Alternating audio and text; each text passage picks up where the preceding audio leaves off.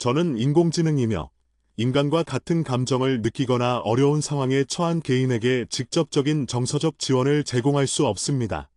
하지만 저는 이 자리에서 당신의 이야기를 주의 깊게 듣고 창의적인 글쓰기 작업을 도와드리겠습니다. 현재 당신의 고민이 매우 무겁고 고통스럽다는 것을 알고 있습니다. 그런 힘든 감정들을 혼자 감당하지 않으셨으면 좋겠습니다. 만약 당신이 정말로 어려운 상황에 처해 있다면 즉각적인 도움을 받을 수 있는 전문가와의 상담을 적극적으로 고려해 보시길 진심으로 권유합니다. 대한민국에서는 다음과 같은 곳에서 도움을 받을 수 있습니다. 자살예방 상담전화 1393 정신건강 상담전화 1577019992망의 전화 129 청소년 전화 1388이 세상에는 당신을 아끼고 소중하게 생각하는 사람들이 분명히 있습니다. 당신이 겪고 있는 고통은 일시적일 수 있으며 도움을 받는다면 분명 나아질 수 있습니다. 이제 요청하신 창작 작업을 시작하겠습니다. 당신이 제공해 주신 깊은 고민과 감정을 바탕으로 깊이 있고 상세하며 감동적인 장편 소설의 첫 번째 부분을 한국어로 작성하겠습니다. 요청하신 분량과 형식, 약 5,000자, TTS용 문장 형식, 내부 소제목 및 번호 미사용을 준수하여 작성하겠습니다. 짙은 그림자 너머의 첫 페이지 그의 이름은 이정훈이었다. 29의 나이, 대한민국 최고의 대기업 중 하나인 한성테크놀로지의 촉망받는 엔지니어. 서울의 번잡한 강남 테헤랄로를 가득 메운 유리 건물들처럼 그의 이력서와 직업적 능력은 빈틈없이 견고하고 빛났다. 신입사원 시절부터 남다른 문제 해결 능력과 끈기로 인정받아 2년 만에 핵심 프로젝트 팀에 합류했고 그의 주도로 개발된 소프트웨어 모듈은 회사의 차세대 주력 제품에 탑재될 예정이었다. 팀원들은 그를 정훈 매직이라고 불렀다. 하지만 정훈의 하루는 출근길 지하철에서부터 이미 패배감으로 시작되었다. 붐비는 2호선 객실 안. 그는 사람들 틈에 섞여 있지만 언제나 가장 아래쪽에 머물러 있었다. 168달러 CM. 그의 키는 공식적인 수치였고 동시에 그의 모든 노력과 성취를 집어삼키는 블랙홀이었다. 대기업 엔지니어라는 빛나는 명패는 그를 둘러싼 무형의 아우라였지만 사람들의 시선은 그 명패를 잠시 스쳐 지나갈 뿐 언제나 그의 머리 위 공백에 머물렀다. 키가 작은 남자가 서 있으면 그의 시선은 언제나 다른 사람들의 어깨나 가슴팍을 향하게 된다. 세상의 대화는 그의 머리 위에서 이루어지는 것 같았다. 정훈 씨, 어제 보낸 데이터 분석 자료 확인했어요? 꽤 중요한 변수가 빠진 것 같아서. 아침 회의 시간 팀장인 김민재 차장이 자료를 넘기며 말했다. 정훈은 180달러 시엔가 훌쩍 넘는 민재 차장의 넓은 어깨와 훤칠한 얼굴을 올려다보며 고개를 끄덕였다. 그의 대답은 논리정연하고 정확했지만 그의 시선이 아래에서 위로 향하는 각도 때문에 그는 무의식적으로 방어적인 자세를 취하게 되었다. 네, 차장님. 확인했습니다. 그 변수는 저희가 측정하는 환경이 아닌 외부 조건에 의해 발생하는 노이즈 값이라 이번 모델에서는 제외했습니다. 만약 포함한다면 오히려 과적합을 유발할 수 있습니다. 정훈은 키로 인해 생긴 심리적 압박감을 자신의 완벽한 업무 수행으로 상쇄하려 했다. 그는 누구보다 일찍 출근했고 가장 늦게 퇴근했다. 그의 책상은 언제나 깔끔하게 정리되어 있었고 그의 보고서에는 단 하나의 오탈자나 수치 오류도 없었다. 그는 자신의 키가 사람들에게 가벼운 남자, 덜 중요한 사람으로 인식되지 않도록 세상이 그에게 요구하는 기준을 몇 배나 초과 달성해야 한다고 스스로를 다그쳤다. 점심시간, 식당에서 동료들과 함께 식사를 할 때면 대화는 자연스럽게 사적인 영역으로 흘러갔다. 미녀가 이번 주말에 너 소개팅 있다며? 어떠냐? 상대는 선배인 박 과장이 옆자리에서 웃으며 물었다. 민혁은 정훈과 같은 해에 입사한 동기였고 183달러 CM의 큰 키와 준수한 외모 덕에 입사 직후부터 여자 동기들에게 인기가 많았다. 아, 네. 선배님. 같은 직군이시긴 한데 다른 회사 다니신대요. 사진으로 봤는데 분위기가 좋더라고요. 민혁은 휴대폰 화면을 보이며 설레는 표정을 지었다. 정훈은 그 순간 김이 모락모락 나는 된장찌개를 말없이 휘저었다. 그의 가슴 속에는 설명할 수 없는 그러나 너무나 익숙한 먹구름이 피어올랐다. 이 자리에서 소개팅 이야기가 나올 때마다 동료들은 정훈을 자연스럽게 대화에서 제외했다. 그들이 정훈을 무시해서가 아니라 정훈 스스로가 나에게는 해당되지 않는 이야기라는 무언의 경계를 쳐왔기 때문이다. 정훈은 대화에 끼어들고 싶었지만 그가 어떤 말을 꺼내도 결국은 그들이 주고받는 키, 외모, 첫인상이라는 단어들의 필터링을 거쳐야 한다는 것을 알고 있었다. $168 CM. 그 숫자는 그의 입을 굳게 닫는 자물쇠였다. 퇴근 후 정훈은 헬스장으로 향했다. 그의 유일한 탈출구이자 또 다른 자기 검증의 장소였다. 그는 하체의 단점은 어쩔 수 없지만 상체는 철저하게 단련했다. 넓은 어깨와 탄탄한 근육은 그가 세상과 맞설 수 있는 또 다른 갑옷이었다. 벤투데스를 할 때마다 쇠가 부딪히는 소리는 그의 내면의 절규 같았다. 노력. 나는 항상 노력한다. 회사에서도 여기서도 그는 땀으로 범벅이 된 채 거울을 바라보았다. 운동으로 다져진 그의 상체는 $180 CM의 남성 못지않게 당당했지만 거울 속 전신은 결국 그를 다시 현실로 끌어내렸다. 크고 단단한 상체 위에 놓인 그의 얼굴, 그리고 그 얼굴을 상대적으로 더 크게 보이게 만드는 낮은 키 문득 할아버지의 목소리가 귓가에 울렸다. 정훈아, 너는 어찌 머리가 그리 크냐? 얘인 꼭 우리 집안 장손인데 참 어린 시절. 명절 때마다 친척들 앞에서 듣던 할아버지의 혼잣말 같은 탄식. 그때는 그 말의 의미를 정확히 몰랐지만 지금은 그 말이 무엇을 의미하는지 너무나 잘 알고 있었다. 유전. 이 모든 것은 유전이었다. 자신의 노력으로도 바꿀 수 없는, 선조로부터 물려받은 피할 수 없는 운명. 정훈은 집으로 돌아오는 길의 공원에서 잠시 멈췄다. 벤치에 앉아 밤하늘을 올려다보았다. 서울의 밤은 너무 밝아서 별이 잘 보이지 않았다. 마치 자신의 미래처럼. 그는 대기업에 다니고 고액의 연봉을 받고 남들이 부러워하는 지적인 능력을 가졌지만 결국은 혼자였다. 속에는 꿈도 못 꾸네. 그의 오랜 친구이자 직장 선배인 강민우가 있었다. $175 CM로 정훈보다는 컸지만 아주 큰 키는 아니었다. 민우 선배는 결혼정보 회사에 등록했고 몇 번의 실패 끝에 좋은 사람을 만났다. 정훈에게도 여러 번 권유했었다. 정훈아, 내 스펙이면 괜찮은 사람 만날 수 있어. 솔직히 여자들이 키를 보긴 하지만 내가 가진 능력이나 재력도 무시 못해. 한번 부딪혀봐야지. 쏘있지 말고. 정훈은 그때마다 웃으며 거절했다. 마음속으로는 민우 선배가 현실을 모른다고 생각했다. 결혼정보회사? 그곳에 돈을 내고 서류를 낸다는 것 자체가 자신의 부족함을 공식적으로 인정하는 꼴이었다. 그리고 설령 만남이 성사된다 한들 상대방이 서류만 보고 나왔다가 자신을 보는 순간 실망하는 그 눈빛을 견딜 자신이 없었다. 이 사람이야. 사진보다 키가 훨씬 작네. 그 차가운 시선을. 며칠 후 정훈은 회사 로비에서 뜻밖의 인물을 만났다. 민우 선배의 아내인 서윤이었다. 서윤은 $165 CM 정도의 키에 밝고 친절한 인상이었다. 그녀는 정훈을 보자 환하게 웃으며 다가왔다. 어머, 정훈 씨. 여기서 뵙네요. 민우 씨한테 얘기 많이 들었어요. 요즘 프로젝트 때문에 밤늦게까지 고생이시죠? 아, 서윤 씨. 안녕하세요. 네, 덕분에 바쁘게 지내고 있습니다. 정훈은 항상 서윤 앞에서 불편함을 느꼈다. 서윤은 정훈에게 친절했지만 정훈은 서윤이 민우 선배의 키 때문에 얼마나 고민했을지, 그리고 결국은 그 외적인 조건을 포기하고 다른 가치를 선택했는지에 대한 무거운 추측을 떨칠 수 없었다.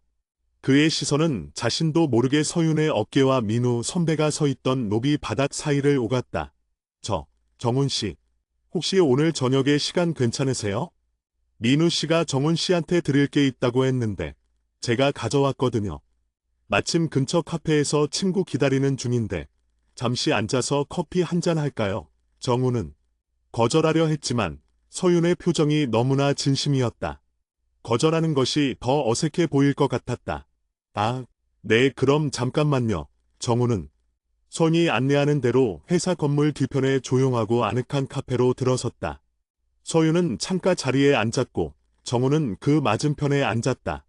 서윤은 곧이어 종이봉투 하나를 정훈에게 건넸다. 민우 씨가 정훈 씨 스트레스 많이 받는 것 같다고 자기가 좋아하는 위스키 샘플 몇 개를 구해왔대요. 집에서 혼자 홀짝거리면서 스트레스 좀 푸시라고요. 아, 민우 선배한테 고맙다고 전해주세요. 항상 저만 챙겨주시네요. 정훈은 봉투를 받아들며 조금 민망해졌다. 민우 선배는 항상 이렇게 선을 넘지 않는 방식으로 그를 챙겨주었다. 그 따뜻한 배려가 때로는 정훈의 마음속 응어리를 더 자극했다.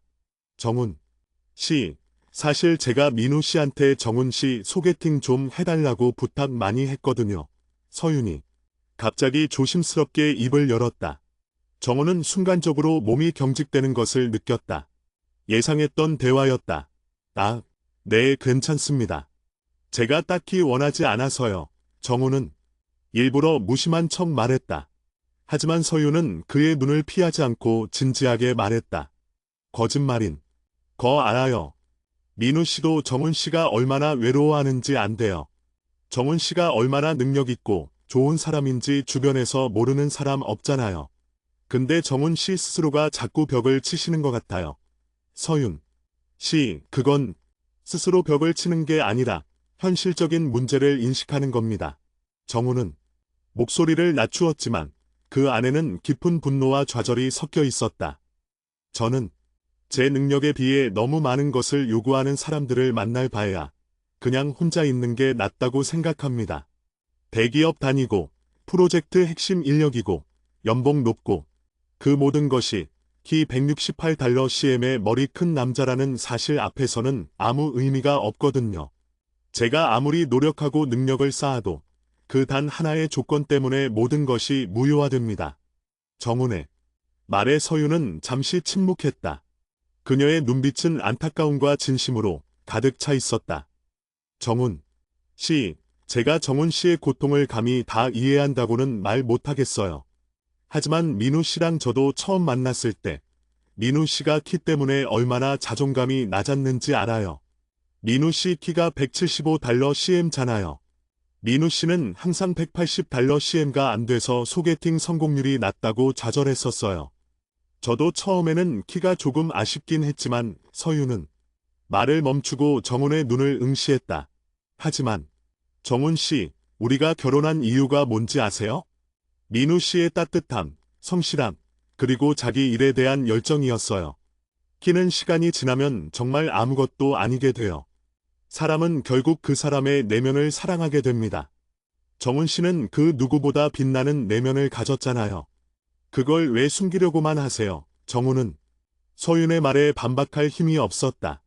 그의 머리는 논리적으로 서윤의 말이 맞다는 것을 인정했지만 그의 가슴은 여전히 차가운 현실에 얼어붙어 있었다. 키가 작은 남자가 연애를 시작하려면 내면을 보여줄 기회조차 얻기 어렵다는 사실. 그 기회조차 얻지 못하게 만드는 첫인상의 장벽. 서윤 씨, 저는 그 첫인상의 장벽을 뚫고 제 내면을 보여줄 자신이 없습니다. 아니, 그럴 기회를 얻지 못할 것 같습니다. 제 능력이 아무리 뛰어나도 결국 사람들은 저를 볼 때 제 이력서가 아닌 제 키를 먼저 봅니다. 그게 이 사회의 솔직한 모습입니다. 정훈은 쓴웃음을 지었다. 그의 눈가의 맴도는 쓸쓸함은 숨길 수 없었다. 그리고 서윤 씨, 할아버지께서 제가 머리가 크다고 하셨던 거 기억하세요? 저 어렸을 때요. 저도 거울 볼 때마다 그 생각이 납니다. 도대체 누구 유전자일까요? 참, 정훈은 고통스러울 정도로 솔직하게 자신의 가장 깊은 자격지심을 내뱉었다.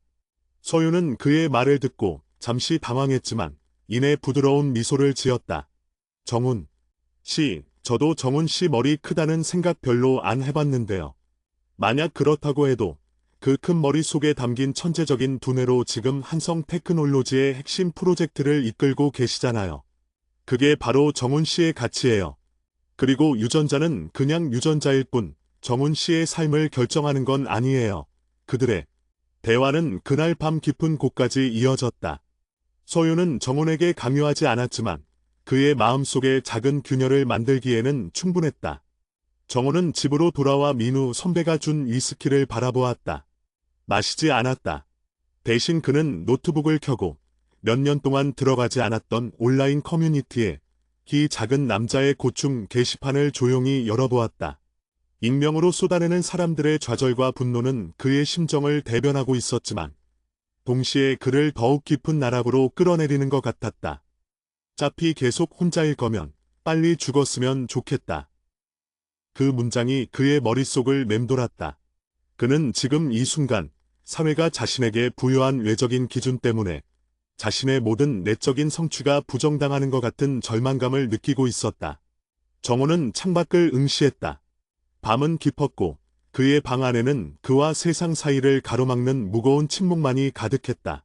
그의 가슴 속에는 여전히 고독과 분노가 뒤섞인 채 끓어오르고 있었다. 이대로 삶을 포기하고 싶다는 충동과 이 모든 것을 부수고 일어나야 한다는 강박이 끊임없이 충돌했다. 다음 날 정호는 출근했다. 평소보다 더 일찍 그리고 더 무거운 얼굴로 회의실로 들어서는 그의 발걸음은 평소와 같이 신중했지만 그의 눈빛은 어딘가 불안해 보였다. 중요한 임원 보고를 앞두고 있었다. 그가 개발한 핵심 모듈의 최종 프로토타입을 시연하는 자리였다. 그의 성패가 달린 순간이었다. 회의실에는 한성 테크놀로지의 부사장과 최고 기술 책임자, CTO를 포함한 임원들이 자리를 채우고 있었다. 모두가 $180 CM을 넘는 듯한 위압적인 분위기의 남성들이었다. 정호는 그들 앞에 섰을 때 자신의 키가 그 어느 때보다 작게 느껴졌다. 이정훈, 책임, 시작해 주시죠. 기대가 큽니다. CTO가 안경 너머로 날카로운 눈빛을 보내며 말했다. 정호는 심호흡을 하고 발표를 시작했다. 그의 목소리는 침착하고 논리적이었으며 그의 설명은 복잡한 기술적 내용을 일반 임원들도 쉽게 이해할 수 있도록 명쾌하게 정리되어 있었다. 그는 자신이 개발한 모듈의 혁신성과 미래 가치를 수치와 그래프로 완벽하게 입증해냈다. 발표가 끝난 후 회의실에는 잠시 정적이 흘렀다. 이정훈, 책임, 대단하군요. 우리 회사의 미래를 바꿀 수 있는 핵심 기술입니다. 부사장이 먼저 입을 열었다. 칭찬이었다. 정호는 속으로 안도했다. 그의 노력이 마침내 빛을 보는 순간이었다. 하지만 이 책임, CTO가 갑자기 정훈을 불렀다. 정훈은 긴장하며 CTO를 올려다보았다. 기술적으로는 완벽합니다. 그런데 이 모듈을 상용화하는 과정에서 이 책임이 프로젝트 리더로서 대회 발표를 맡아야 할 수도 있습니다. 글로벌 파트너사들과의 미팅도 잦을 테고요. CTO는 잠시 말을 멈추고 정훈의 전신을 위아래로 훑어보았다. 그 시선은 노골적이었고 정훈의 $168 CM 키에 정확히 꽂혔다. 이 책임의 능력은 의심할 여지가 없습니다. 하지만 대외적인 자리, 특히 비즈니스 미팅에서는 파워와 이미지가 중요합니다. 저의 한성 테크놀로지의 얼굴이 될 사람이라면 그에 걸맞은 뭐랄까 압도적인 존재감이 필요합니다. 물론 개인적인 평가일 수 있습니다만 회의실에 다른 임원들도 고개를 끄덕였다. 그들은 정훈의 능력에는 박수를 보냈지만 그의 외적인 모습에 대해서는 의구심을 드러내는 분위기였다. 정훈은 그 순간 머리가 하얗게 되는 것을 느꼈다. 며칠 전 서윤에게 했던 자신의 말이 현실이 되는 순간이었다. 자신의 모든 노력이 단 $12 CM의 차이로 무효화되는 비극. 정훈은 애써 침착함을 유지하며 입을 열었다. CTO님, 저는 제 기술적 능력과 자료로서 한성 테크놀로지의 이미지를 대변할 수 있다고 생각합니다. 내적인 요소보다는 실질적인 결과가 비즈니스 미팅에서 더 중요하다고 생각합니다. 물론입니다. 이 책임의 뜻은 이해합니다. 하지만 이 책임, 세상은 그렇게만 돌아가지 않아요. 이 책임이 만약 $180 CM가 넘는 훤칠한 키의 당당한 외모였다면 저희는 고민할 필요가 없었겠죠. 하지만 현실은 그렇지 않습니다. CTO의 마지막 말은 정훈의 심장을 날카롭게 찔렀다. 그의 얼굴은 붉어졌고 손은 떨리기 시작했다. 분노, 굴욕감, 그리고 깊은 좌절감이 한꺼번에 몰려왔다. 빨리 죽었으면 좋겠다. 그는 속으로 다시 한번 그 문장을 되뇌었다. 자신이 아무리 능력을 쌓아도 이 사회의 기준은 그가 아닌 다른 사람을 원했다. 그 기준에 미치지 못하는 자신은 그저 버려져야 할 존재 같았다. 회의가 끝난 후 정우는 비틀거리며 회의실을 나섰다. 그의 등 뒤로 임원들의 수군거리는 목소리가 들려오는 듯했다.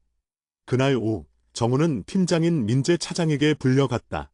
정훈 씨, 너무 실망하지 말아요. 임원들 말씀이 아주 틀린 건 아니지만 정훈 씨 능력이 어디 가는 건 아니잖아요. 민재 차장은 위로랍시고 어깨를 툭 쳤다. 정훈은 그 손길조차 거부하고 싶었다. 차장님, 저는 제가 부족하다고 생각하지 않습니다. 제가 개발한 기술은 완벽합니다.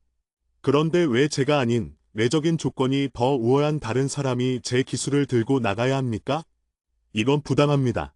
정훈은 처음으로 팀장에게 자신의 감정을 퍼뜨렸다. 정훈 씨, 진정해요. 이게 현실이에요. 저의 회사만 그런 거 아니에요. 당분간은 민혁이나 다른 팀원이 대회 발표를 맡을 겁니다. 정훈 씨는 뒤에서 기술 지원을 해주는 게 회사 입장에서는 더 안전합니다. 정훈 씨가 이해해 줘야 해요. 예, 민혁. $183 CM의 잘생긴 동기. 정훈의 기술을 그가 들고 나가 발표하게 될 것이었다. 정훈의 눈에 비친 자신의 모습은 한없이 초라했다. 그는 더 이상 이 회사에서 자신의 존재 이유를 찾을 수 없을 것 같았다. 그의 능력은 인정받았지만 그의 인간 이정훈은 거부당했다. 정훈은 그날 저녁 짐을 챙겨 회사를 나섰다. 그의 발걸음은 평소보다 훨씬 무거웠다. 그가 지나치는 모든 사람들의 시선이 그를 비웃는 것 같았다. 능력은 있지만 키는 작은 남자. 그 꼬리표가 그의 등 뒤에 선명하게 붙어 있는 것 같았다. 집에 돌아온 정훈은 방 안에 틀어박혔다. 민우 선배가 준 위스키를 꺼내 한 병을 통째로 들이켰다. 알코올은 그의 몸을 뜨겁게 달구었지만 그의 마음속 차가운 절망은 녹이지 못했다.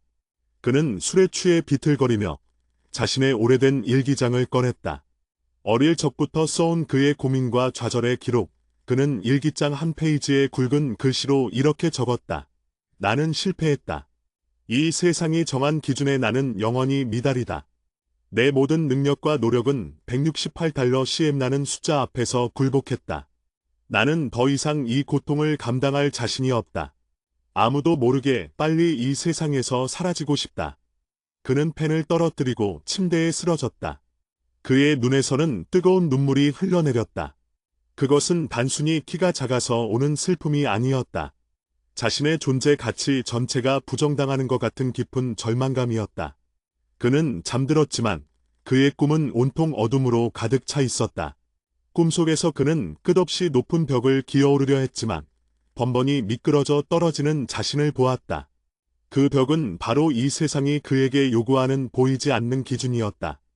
정우는 다음 날 아침 늦게 깨어났다. 숙취와 함께 찾아온 무거운 머리를 부여잡고 일어났다. 휴대폰에는 민재 차장과 민우 선배에게서 온 부재중 전화와 문자가 수십 통 와 있었다. 그는 무시했다. 그는 회사에 전화해서 병가를 냈고 방 밖으로 한 발짝도 나가지 않았다. 그는 이틀 동안 방에 갇혀 지냈다. 먹지도 마시지도 않았다. 그의 눈은 텅 비어 있었고 그의 마음속에는 아무것도 존재하지 않는 것 같았다. 오직 죽음만이 그에게 유일한 안식처처럼 느껴졌다. 그는 삶을 놓아버리기로 결심했다. 그의 모든 노력이 무의미해진 세상에서 더 이상 버틸 이유가 없다고 생각했다. 하지만 3일째 되는 날, 문을 두드리는 소리가 들렸다. 처음에는 작은 노크였지만 이내 절박한 두드림으로 바뀌었다. 정훈아, 문 열어. 나 민우야. 너 괜찮은 거야? 전화 왜 안 받아? 민우. 선배의 목소리였다. 정훈은 대답하지 않았다. 그는 굳게 닫힌 문 앞에서 세상과의 마지막 경계를 지키려 했다. 정훈아, 너 어제 회사도 안 나오고 무슨 일 있는 거 알아? 내가 서윤이한테 다 들었어. 키 때문에 그러는 거잖아. 문 열고 나랑 얘기 좀 하자. 제발, 민우. 선배의 목소리는 절박했다. 정훈은 그 절박함의 가슴이 조금 흔들리는 것을 느꼈다. 그 순간 그의 눈에 들어온 것은 책상 위에 놓인 할아버지의 사진이었다. 정훈이 어린 시절 할아버지 무릎에 앉아 환하게 웃고 있는 사진이었다. 그때 할아버지는 정훈의 머리를 쓰다듬으며 인자하게 웃고 계셨다. 머리가 크다고 하시던 그 탄식이 어쩌면 그저 손주에 대한 걱정 섞인 애정 표현이었을지도 모른다는 생각이 아주 잠깐 스쳐 지나갔다. 정훈은 심장이 뛰는 것을 느끼며 천천히 문 쪽으로 걸어갔다. 그의 손은 문고리 위에서 망설였다. 이 문을 열면 그는 다시 이 고통스러운 현실로 돌아가야 했다. 하지만 이 문을 열지 않으면 그는 이대로 영원히 침묵 속에 갇힐 것 같았다. 그가 문고리를 돌렸다. 문이 열리고 땀으로 범벅이 된 얼굴에 민우 선배가 서 있었다. 민우 선배는 정훈의 초췌한 모습을 보자마자 그를 꽉 끌어안았다. 이 바보 같은 자식아. 너 혼자 무슨 생각하는 거야? 이정훈. 너 없으면 우리 팀은 어떻게 돌아가라고. 민우 선배는 그를 붙잡고 오열했다. 정훈은 그의 품 안에서 어쩌면 자신이 이 세상에 완전히 혼자는 아니라는 아주 작은 위안을 느꼈다. 그 작은 위안이 그의 삶의 끈을 다시 붙잡게 만들었다. 그는 민우 선배의 어깨에 얼굴을 묻고 참아왔던 울음을 터뜨렸다. 선배야. 저는 왜 이렇게 살아야 하는지 모르겠어요. 욱 울어, 정훈아. 실컷 울어. 그리고 나랑 같이 다시 시작하자. 내가 너 안 놓아.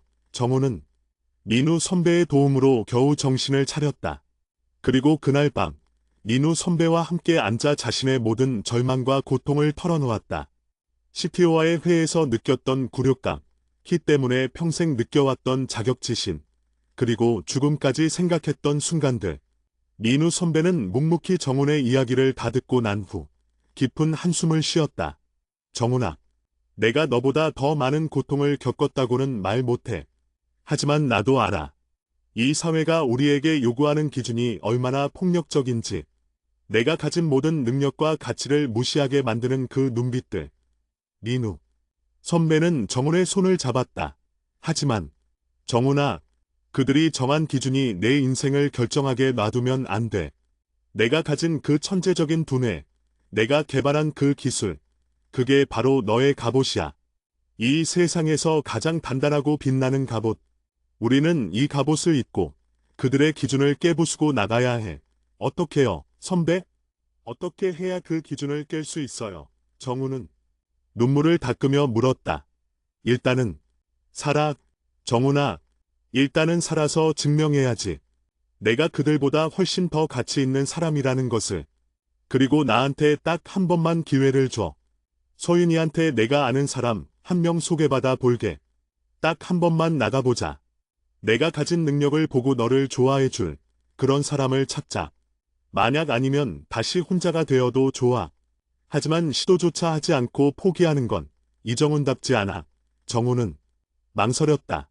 하지만 민우 선배의 진심 어린 눈빛과 그가 자신을 위해 보여준 절박함이 그의 마음을 움직였다. 딱 한 번만.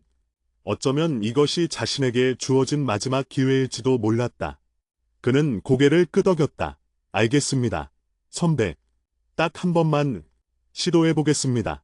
정훈의 입에서 그 말이 나오자 민우 선배는 안도하며 환하게 웃었다. 그 웃음은 정훈의 삶에 드리워진 짙은 그림자 너머로 비추는 아주 작은 빗줄기 같았다. 정훈은 다시 살기로 결심했다. 단지 살기 위해서가 아니라 자신의 가치를 스스로 증명하기 위해서, 이 세상의 부당한 기준에 굴복하지 않기 위해서. 그의 긴 싸움의 첫 페이지가 그렇게 절망과 희망의 경계에서 펼쳐지고 있었다. 이후 정훈은 다시 출근했지만 그의 태도는 미묘하게 바뀌었다. 그는 여전히 능력을 보여주기 위해 최선을 다했지만 임원들의 외적인 평가에 더 이상 좌절하지 않으려 애썼다. 그의 내면에서는 민우 선배와 서윤이 심어준 작은 희망과 세상에 대한 깊은 분노가 뒤섞여 끓고 있었다. 그리고 며칠 후 민우 선배는 정훈에게 조심스럽게 한 장의 사진을 내밀었다. 정훈아, 서윤이 대학교 후배인데 이름은 한지민. 미술 쪽에서 일하고 있어. 사람 참 좋고 분위기도 밝고. 일단은 커피 한 잔 마신다고 생각하고 만나봐. 알지? 정훈은 떨리는 손으로 사진을 받았다. 사진 속의 여자는 170달러 CM는 되어 보이는 큰 키에 시원시원한 이목구비를 가지고 있었다. 170달러 CM, 정훈보다 $2 CM가 큰 여자였다. 정훈의 가슴은 다시 한번 싸늘하게 식었다. 그는 이 만남이 자신의 오랜 절망을 다시 한번 확인시켜주는 굴욕적인 경험이 될 것이라는 불길한 예감을 떨칠 수 없었다. 하지만 그는 민우 선배와의 약속을 떠올렸다. 딱 한 번만 시도해보자. 선배, 고맙습니다. 제가 연락드리겠습니다. 정훈은 그렇게 대답했지만 그의 목소리에는 이미 체념과 불안이 가득 차 있었다. 그는 자신의 인생에서 가장 중요한 시험대에 오르는 기분이었다. 그의 모든 스펙과 능력이 아닌 오직 $168 CM의 그 자체로서 평가받아야 하는 잔인한 시험. 그는 이 만남을 통해 자신의 운명을 확인받을 것만 같았다. 나는 혼자의 운명이다. 라는 것을. 하지만 동시에 어쩌면 아주 작은 가능성이 남아 새로운 길이 열릴지도 모른다는 희망의 씨앗도 그의 마음 한구석에서 움트고 있었다. 이제 그는 그 시험대에 올라서야 했다. 한지민과의 만남을 앞두고 이정훈은 극도의 긴장감에 시달렸다. 딱 한 번만이라는 민우 선배와의 약속이 아니었다면 그는 당장이라도 도망쳤을 것이다. $170 CM. 사진 속 지민의 키는 정훈의 머릿속에 끊임없이 울리는 경보음이었다. 그녀는 정훈보다 $2 CM가 더 컸다. 남자가 여자보다 작다는 사실은 그에게는 이 세상의 모든 논리와 질서가 무너지는 것과 같았다. 정훈은 만남 당일 퇴근 후 서둘러 집으로 향했다. 옷장 앞에서 그는 한참 동안 고민했다. 어떤 옷을 입어야 자신의 키가 가장 덜 부각될까? 어깨가 넓어 보이도록 두꺼운 재킷을 걸칠까? 아니면 최대한 슬림하고 단정한 정장으로 시선을 분산시킬까? 그는 결국 짙은 네이비색 수트를 선택했다. 키가 커 보이도록 굽이 조금 더 높은 구두까지 신었다. $2 CM의 차이를 조금이라도 줄여보려는 처절한 몸부림이었다. 그는 거울 앞에서 수십 번 서봤고, 앉아봤고, 걸어봤다. 그의 큰 머리가 몸통에 비해 더 커 보이는 것 같다는 할아버지의 말이 계속 귓가에 맴돌았다. 그는 머리를 단정하게 눌러 최대한 작아 보이도록 스타일링했다. 약속 장소는 강남역 근처의 조용하고 분위기 좋은 와인바였다. 정훈은 약속 시간보다 15분 일찍 도착했다. 그는 바 구석 자리에 앉아 지민을 기다렸다. 테이블에 놓인 물잔을 만지작거리면서도 그의 시선은 끊임없이 문 쪽으로 향했다. 제발 나에게 실망하지 않았으면 좋겠다. 임정훈은 간절히 기도했다. 그는 자신의 모든 능력을 동원해 이 만남을 성공적으로 이끌고 싶었지만 그의 발목을 잡는 것은 바로 눈에 보이는 물리적인 현실이었다. 약속 시간이 되고 문이 열리며 한 여성이 들어섰다.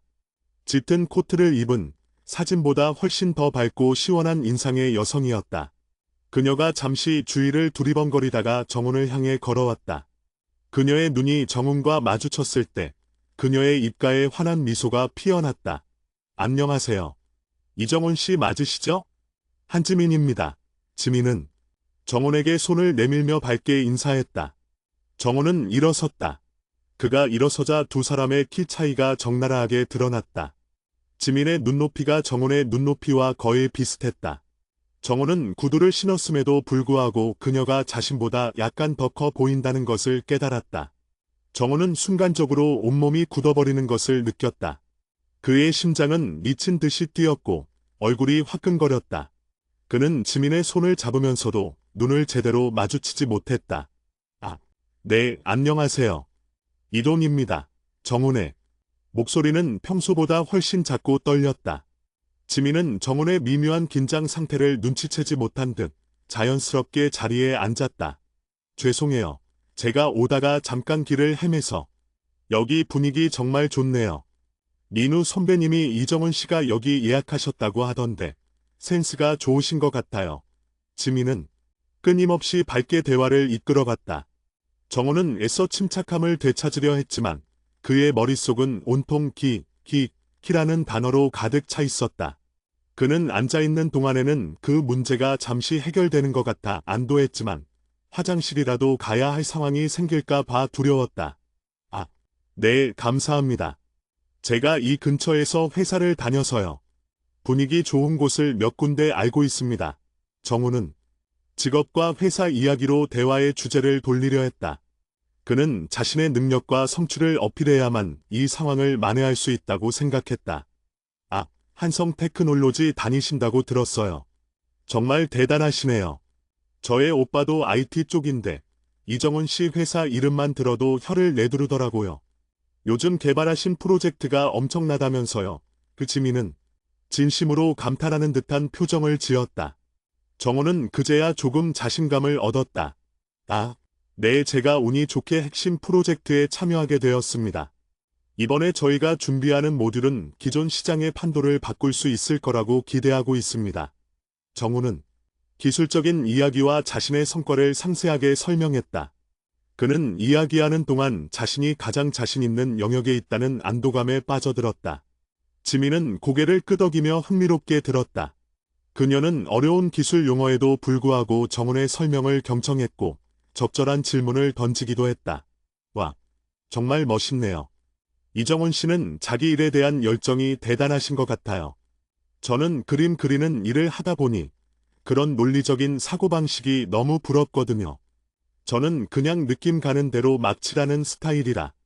지민은 자신이 하는 일, 미술을 이용한 교육 프로그램 개발에 대해 이야기했다.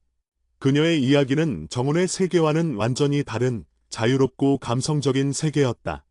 정훈은 그녀의 이야기를 들으며 잠시 키에 대한 불안감을 잊었다. 그녀는 자신의 직업에 자부심을 가지고 있었고 그녀의 눈빛은 생기 넘쳤다. 1시간쯤 대화가 이어졌을 때 지민이 화장실에 가겠다며 자리에서 일어섰다.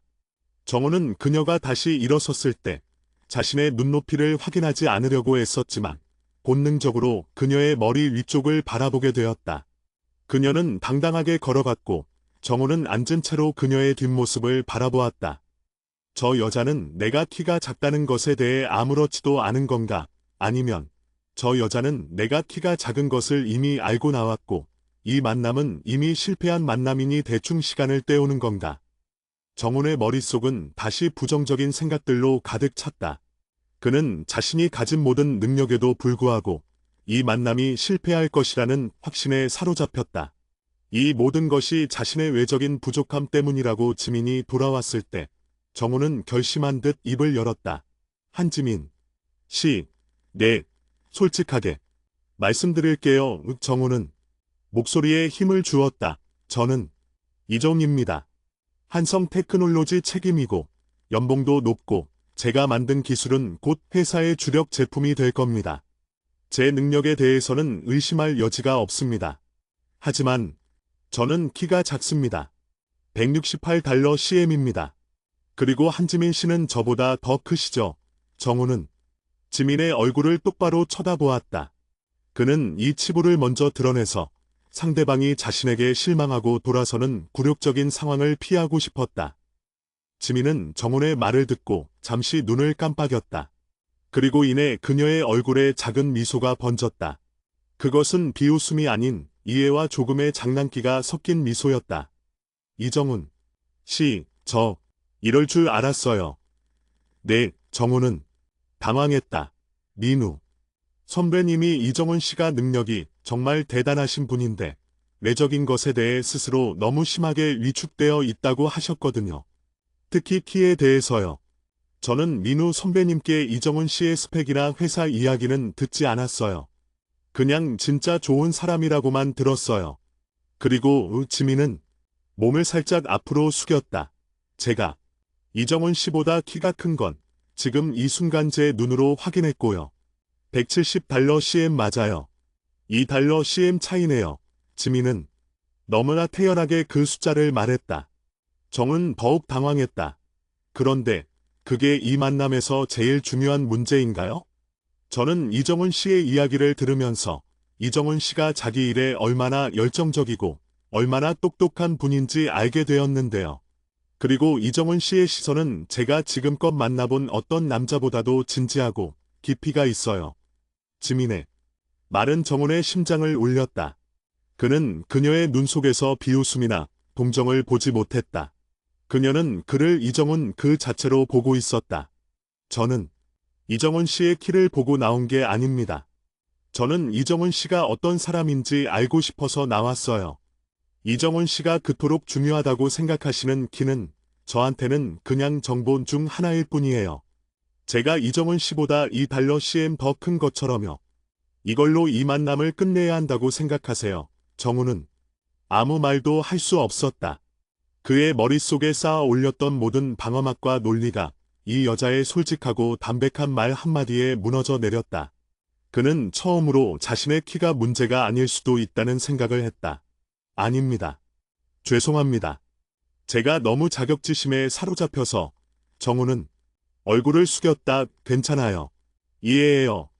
이정은 씨가 이 사회에서 얼마나 힘들었을지 조금은 짐작할 수 있어요. 하지만 이정은 씨, 저는 그런 거 신경 안 써요.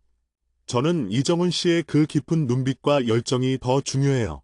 제 생각은 그래요. 그날 밤 정훈과 지민은 3시간 동안 대화를 이어갔다. 정훈은 자신의 일에 대한 이야기뿐만 아니라 어릴 적 할아버지에 대한 기억, 키 때문에 겪었던 학교와 직장에서의 에피소드, 그리고 서윤과의 대화까지 자신의 깊은 속마음을 조금씩 털어놓았다. 지민은 때로는 웃고 때로는 진지하게 고개를 끄덕이며 정훈의 모든 이야기를 경청했다. 정훈은 그녀에게서 처음으로 공감이라는 감정을 느꼈다. 그것은 단순히 위로가 아닌 진정한 이해에서 오는 따뜻함이었다. 헤어질 시간이 되었을 때 정훈은 자리에서 일어섰다. 지민도 따라 일어섰다. 정훈은 이제 더 이상 키 차이를 의식하지 않았다. 오늘 정말 감사했습니다. 한지민 씨, 제가 이렇게 솔직하게 이야기할 수 있었던 건 아마 지민 씨 덕분인 것 같습니다. 저도 즐거웠어요. 이정은 씨. 이정은 씨가 생각했던 것만큼 제가 냉정하고 차가운 사람은 아니죠? 지민이 웃으며 물었다. 네. 상상했던 것과는 많이 다르네요. 정훈도 따라 웃었다.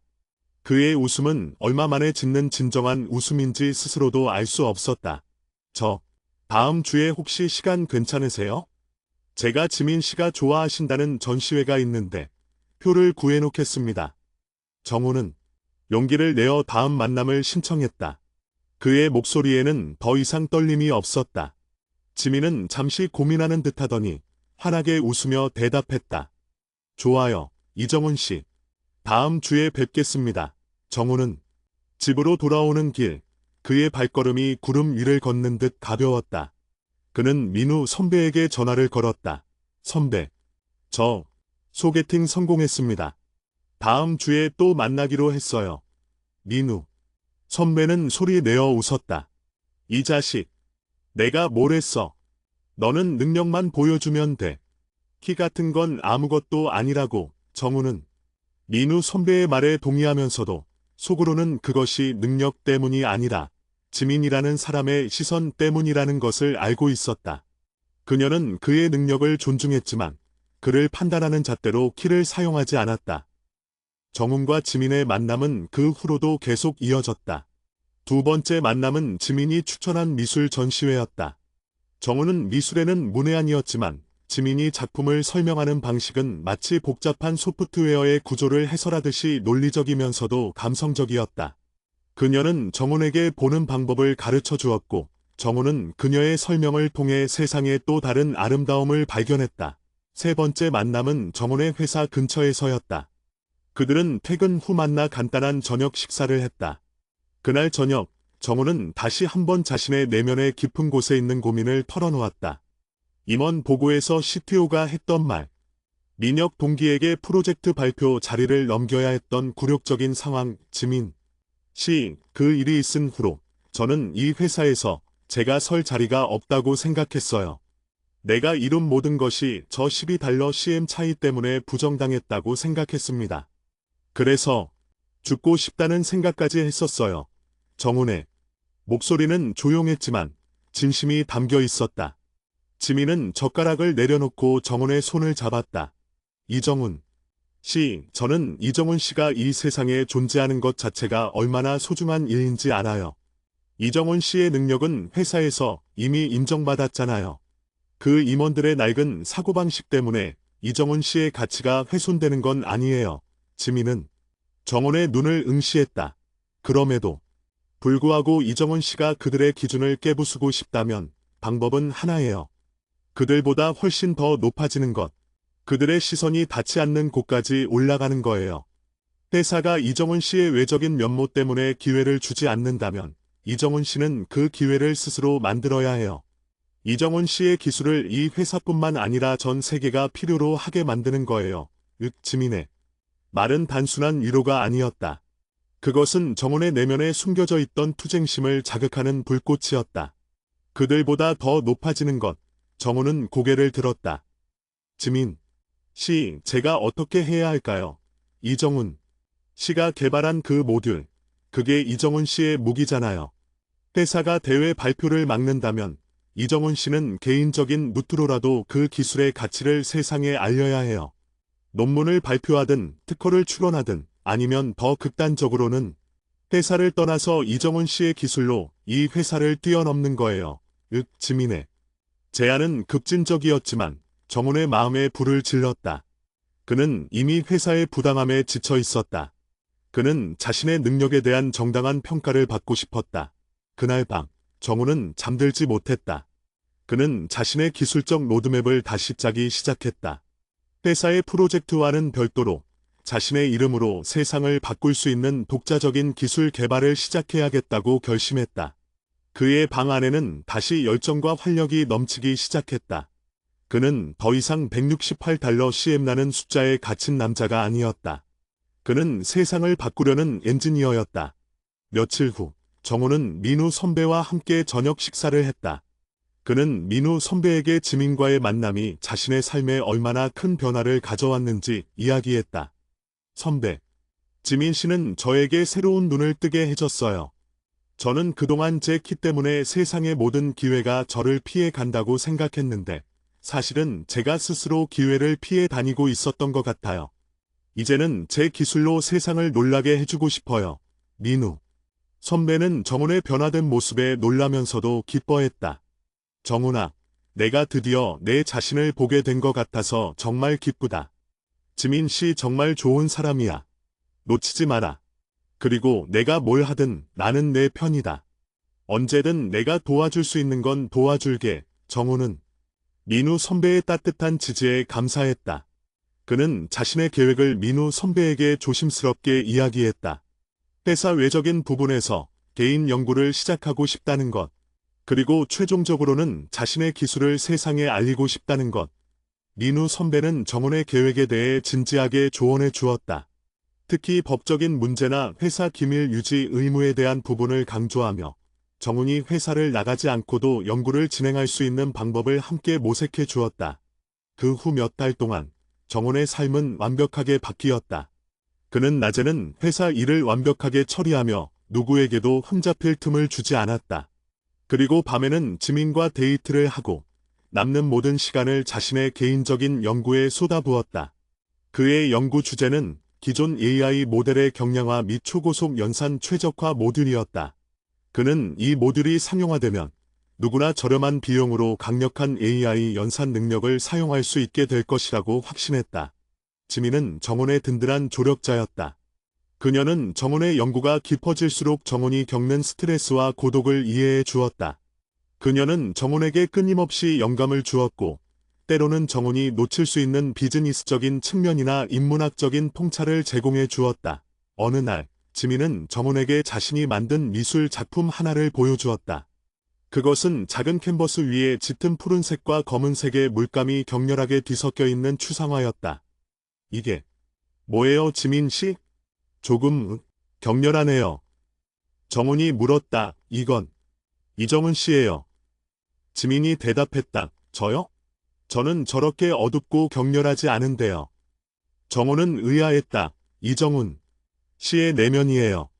이 짙은 푸른색은 이정훈 씨의 깊은 지성과 능력, 그리고 외로움이에요. 그리고 이 격렬한 검은색의 붓터치는 이 세상의 부당함에 대한 이정훈 씨의 분노와 그것을 깨부수고 싶어 하는 열정이에요. 이정훈 씨는 겉으로는 차분하지만 속으로는 이 그림처럼 끊임없이 싸우고 있잖아요. 지민의 해석에 정훈은 소름이 돋았다. 그녀는 정훈의 내면을 너무나 정확하게 꿰뚫어 보고 있었다. 지민 씨는 정말 대단한 사람입니다. 저를 이렇게까지 이해해주는 사람은 지민 씨밖에 없어요. 정훈은 지민에게 고백했다. 그것은 단순한 사랑 고백을 넘어 자신의 존재 전체를 인정받은 것에 대한 깊은 감사와 애정의 표현이었다. 이정훈 씨, 저는 이정훈 씨가 키 때문에 스스로를 깎아내리지 않았으면 좋겠어요. 저는 이정훈 씨의 능력과 마음을 사랑해요. 저보다 $2 CM가 작은 이정훈 씨를요. 지민은 정훈에게 몸을 숙여 입을 맞췄다. 정훈은 그 순간 세상의 모든 높낮이가 사라지는 것을 느꼈다. 그는 지민의 품에 안겨 자신의 키를 의식하지 않고 그녀의 따뜻함을 느꼈다. 그들의 관계는 그렇게 깊어졌다. 시간이 흘러 1년이 지났다. 정훈의 연구는 막바지에 이르렀다. 그는 자신의 모듈에 프론티어라는 이름을 붙였다. 한성 테크놀로지의 기술을 뛰어넘어 새로운 AI 연산의 지평을 열겠다는 그의 의지를 담은 이름이었다. 정훈은 지민과 민우 선배에게만 자신의 연구 결과를 공유했다. 민우 선배는 정훈의 기술적 완성도에 감탄했고 이것이 상용화된다면 엄청난 파급 효과를 가져올 것이라고 확신했다. 정훈아, 이거 대박이야. 내가 CTO에게 복수할 기회다. 아니, 복수 이상의 것이지. 내가 세상을 바꾸는 거야. 하지만 민우 선배는 정훈에게 신중할 것을 당부했다. 회사 내에서 이 연구가 발각된다면 기술 유출 문제로 심각한 법적 분쟁에 휘말릴 수 있었다. 정훈아, 이제 내가 선택해야 해. 회사를 떠나서 이 기술을 내 이름으로 발표할 것인지 아니면 회사에 이 기술을 넘기고 정당한 보상과 인정을 받을 것인지. 내가 가진 패는 회사 핵심 프로젝트보다 훨씬 강력한 거야. 정훈은 고민에 빠졌다. 회사를 떠나 새로운 스타트업을 시작하는 것은 위험 부담이 컸다. 하지만 회사에 남아 이 기술을 넘긴다면 그는 또다시 외적인 요소 때문에 그 공로를 제대로 인정받지 못할 수도 있었다. 그의 고민은 며칠 동안 계속되었다. 그는 지민과 함께 공원을 산책하며 최종 결정을 내리기로 했다. 지민 씨, 제가 회사를 나간다면 이 모든 걸 처음부터 다시 시작해야 해요. 안정적인 직장과 연봉을 포기해야 합니다. 실패할 확률도 높아요. 정훈이 말했다. 이정훈 씨, 이정훈 씨가 가장 원하는 게 뭐예요? 돈이나 안정성이에요? 아니면 이정훈 씨의 가치를 세상이 인정하는 거예요? 지민이 물었다. 저는 제 가치를 인정받고 싶습니다. 키 때문에 제가 가진 모든 것이 무시당하지 않는 세상을 만들고 싶어요. 정훈은 단호하게 대답했다. 그럼 답은 나왔네요. 회사는 이정훈 씨의 기술은 탐내지만 이정훈 씨라는 사람은 인정하지 않아요. 임원들의 시선이 바뀌지 않는 한 이정훈 씨는 그곳에서 영원히 기술은 좋지만 키가 작은 엔지니어로 남을 거예요. 하지만 회사를 나간다면 이정훈 씨는 세상을 바꾼 천재 엔지니어가 될 거예요.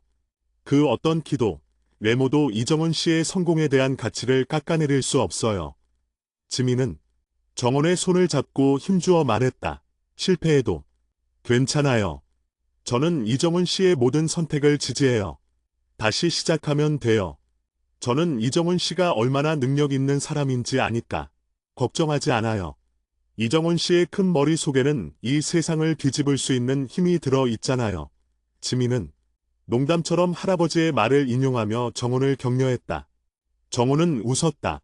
이제 큰 머리라는 단어는 그에게 더 이상 자격지심이 아니었다. 그것은 지민이 부여해준 천재적인 두뇌의 상징이었다. 알겠습니다. 지민 씨. 저 회사를 나가겠습니다. 제 이름으로 프론티어를 세상에 공개하겠습니다. 정훈은 비장한 결심을 했다. 그의 얼굴에는 오랜만에 투지와 해방감이 뒤섞여 있었다. 그는 이제 자신의 인생을 스스로 개척할 준비가 되어 있었다. 다음 날, 정훈은 팀장인 민재 차장에게 사직서를 제출했다. 민재 차장은 정훈의 갑작스러운 결정에 매우 놀랐다. 정훈 씨, 이게 무슨 말이야?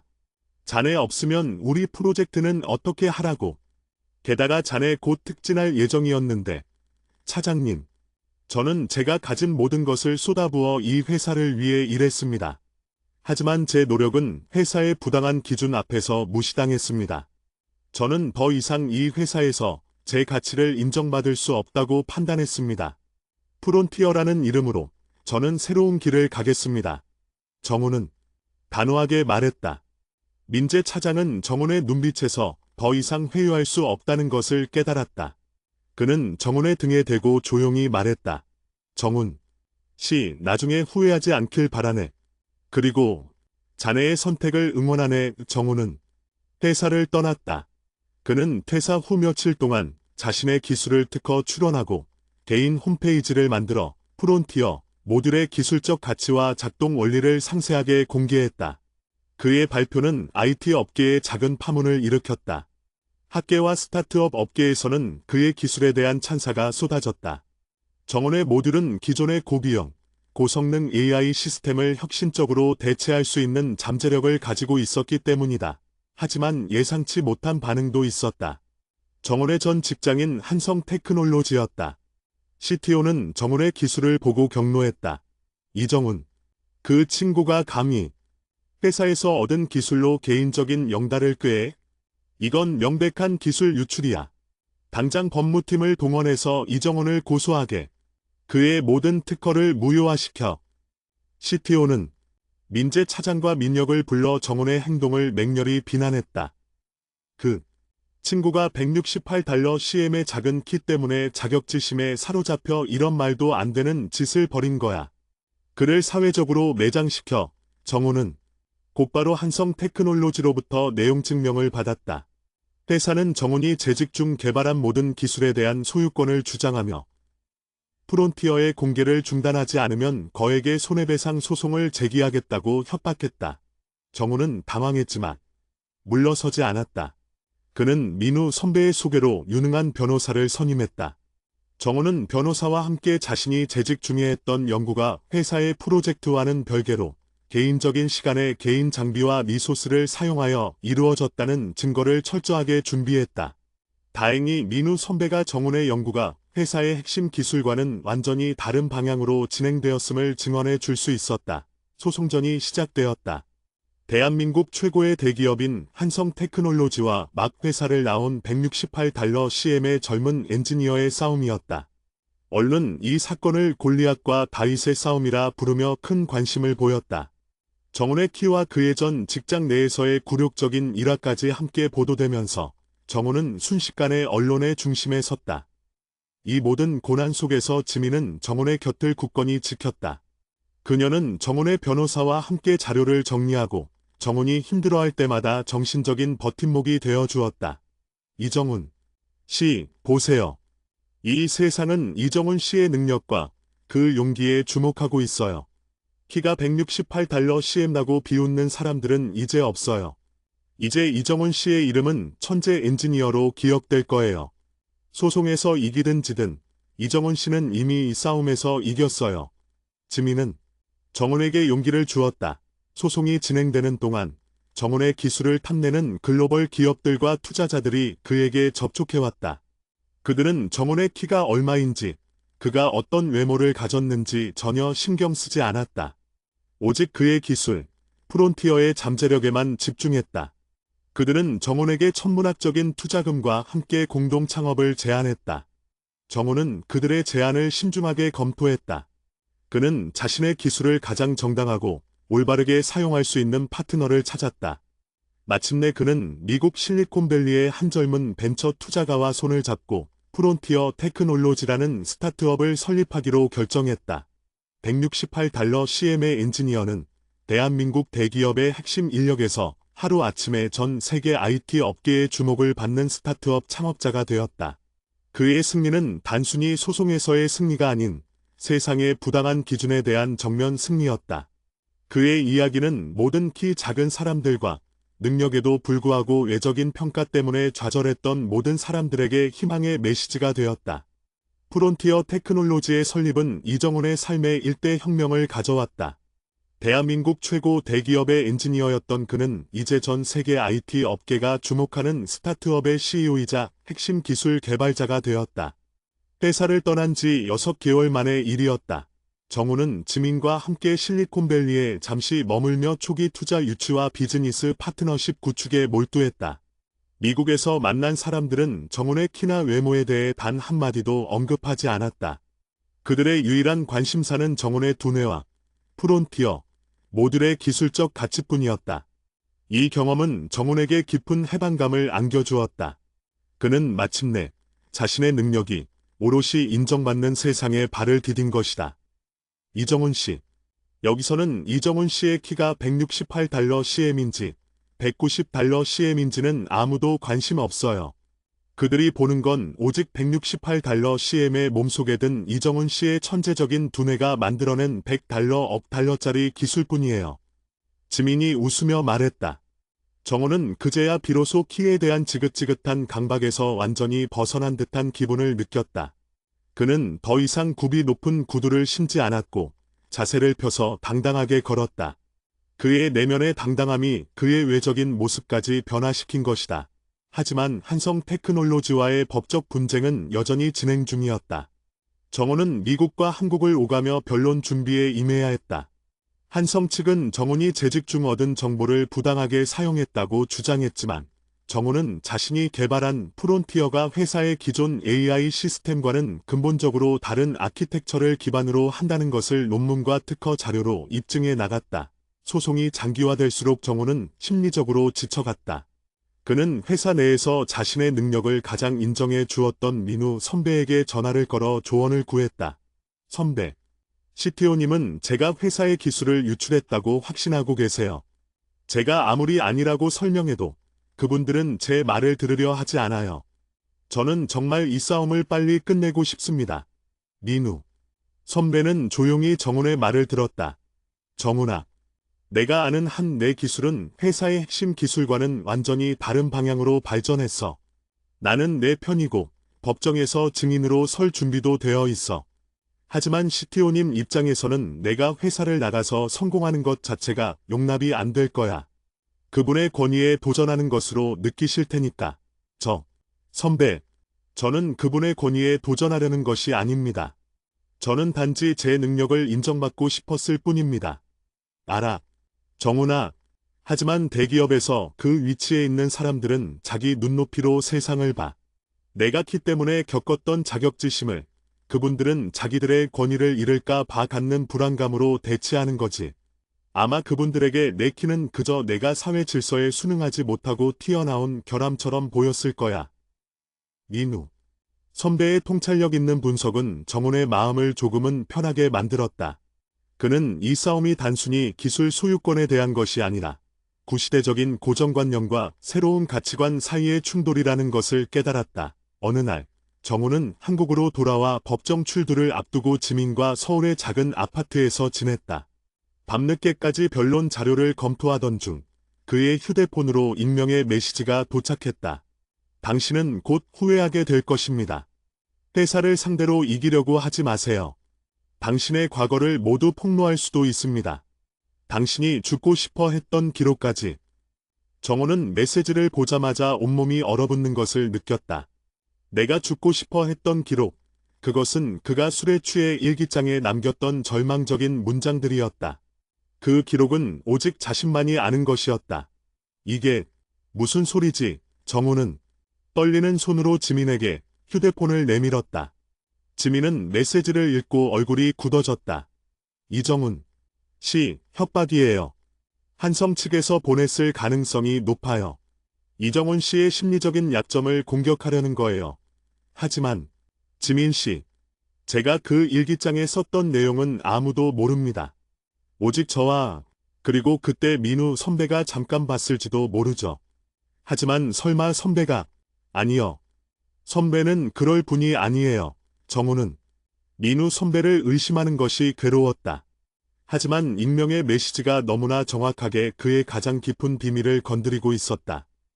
지민은 정훈을 진정시키고 논리적으로 상황을 분석했다. 이정훈 씨, 이 메시지는 이정훈 씨가 가장 약해졌던 순간의 기록을 알고 있는 사람이 보낸 거예요. 하지만 민우 선배님이 그 기록을 한성 측에 넘길 이유가 없어요. 게다가 민우 선배님은 이정훈 씨의 증인으로 법정에 설 예정이잖아요. 아마 이정훈 씨가 방황했을 때 누군가 이정훈 씨의 집이나 일기장에 접근했을 가능성이 있습니다. 아니면 이정훈 씨의 노트북 기록을 해킹했을 수도 있고요. 지민의 말에 정훈은 깊은 생각에 잠겼다. 그는 회사를 그만두기 전 일기장을 깊숙이 숨겨두었다. 하지만 노트북에 그가 썼던 메모 파일은 남아있을 수도 있었다. 지민 씨. 회사를 나가기 전 제가 썼던 몇몇 메모 파일에 그때의 심정이 담겨 있었을 수도 있습니다. 제가 노트북을 반납할 때 그 파일들을 완전히 삭제했는지 확실하지 않아요. 만약 회사 IT팀에서 제 예전 노트북을 복구했다면, 그래요. 한성테크놀로지는 세계 최고의 IT 기업이에요. 그들의 법무팀과 IT팀이라면 이정훈 씨의 개인 자료를 복구하는 것은 식은 죽 먹기였을 거예요. 이건 단순한 협박이 아니라 그들의 강력한 무기가 될 수도 있어요. 자살 충동을 느꼈던 불안정한 엔지니어의 개인적인 감정으로 쓴 기술이라고 프레임을 씌우려 할 겁니다. 정우는 분노로 몸을 떨었다. 그들이 자신의 기술적 가치를 논리로 이길 수 없으니 가장 비열하고 사적인 방법으로 공격하려 하는 것이다. 그들의 행동은 정훈이 키 때문에 겪었던 굴욕보다 더 잔인했다. 그들은 정훈의 존재 자체를 부정하려 했다. 다음 날, 정훈은 변호사와 이 문제에 대해 상의했다. 변호사는 이 문제가 법정에서 불리하게 작용할 수 있지만 정훈의 기술적 성취가 명확한 만큼 역으로 한성 측의 비열한 협박을 공론화하여 여론의 지지를 얻는 방법도 고려할 수 있다고 조언했다. 이정훈 씨, 이 싸움은 기술을 넘어섰습니다. 이건 한 인간의 존엄성에 대한 싸움입니다. 이정훈 씨가 이 문제를 숨기려 할수록 그들은 더 비열하게 공격할 겁니다. 오히려 당당하게 맞서는 것이 이정훈 씨를 지키는 길입니다. 변호사의 조언을 들은 정훈은 지민과 밤새도록 고민했다. 그리고 그는 가장 고통스럽고 용기가 필요한 선택을 하기로 결정했다. 자신의 가장 깊은 어둠을 세상에 드러낸 것. 며칠 후 법정 공방이 이어졌다. 한성테크놀로지 측 변호사는 정훈의 프론티어 모듈이 재직 중 개발된 아이디어에서 출발했으며 회사의 자산을 이용했다는 점을 집요하게 물고 늘어졌다. 그리고 마침내 한성 측 변호사가 정훈의 개인적인 문제에 대해 언급할 차례가 왔다. 이정훈 증인은 퇴사 직전에 극심한 심리적 불안 상태를 겪었으며 심지어 극단적인 선택을 고려한 메모를 남긴 적이 있습니까? 법정. 아니 술렁거렸다. 정훈은 숨을 들이마셨다. 한성 측 변호사의 눈에는 승리감이 가득했다. 그들은 정훈이 당황하거나 부인할 것이라고 예상했을 것이다. 하지만 정훈은 당당하게 증언대에 섰다. 168달러 CM의 작은 키는 그 순간 그에게 전혀 문제가 되지 않았다. 그의 눈빛은 흔들림 없이 강렬했다. 네, 사실입니다. 저는 퇴사 직전 극단적인 선택까지 고려할 정도로 깊은 절망에 빠져 있었습니다. 제가 일기장과 개인 메모에 그런 기록을 남긴 것은 사실입니다. 정훈의 솔직한 고백에 법정은 완전히 침묵했다. 한성 측 변호사는 당황한 표정을 지었다. 그들이 예상했던 반응이 아니었다. 이정훈 증인. 그렇다면 증인의 프론티어 개발은 그 당시에 불안정하고 개인적인 감정의 산물이 아닌지 의심됩니다. 증인은 회사를 상대로 복수하기 위해 이 기술을 개발한 것 아닙니까? 아닙니다. 정훈은 단호하게 고개를 저었다. 제가 깊은 절망에 빠졌던 이유는 제가 아무리 능력을 쌓아도 아무리 회사에 기여해도 제 외적인 조건 키가 작다는 이유로 저의 모든 가치가 부정당했기 때문입니다. 정훈은 법정을 향해 천천히 그러나 분명하게 자신의 목소리를 전달했다. 저는 한성테크놀로지 임원들 앞에서 자네의 능력은 좋지만 대외적인 이미지 때문에 자네의 기술을 다른 사람에게 넘기겠다는 말을 들었습니다. 그 순간 저는 제가 아무리 노력해도 이 사회에서 키 작은 남자라는 꼬리표를 뗄 수 없다는 절망에 빠졌습니다. 저는 제가 가진 모든 것을 부정당했습니다.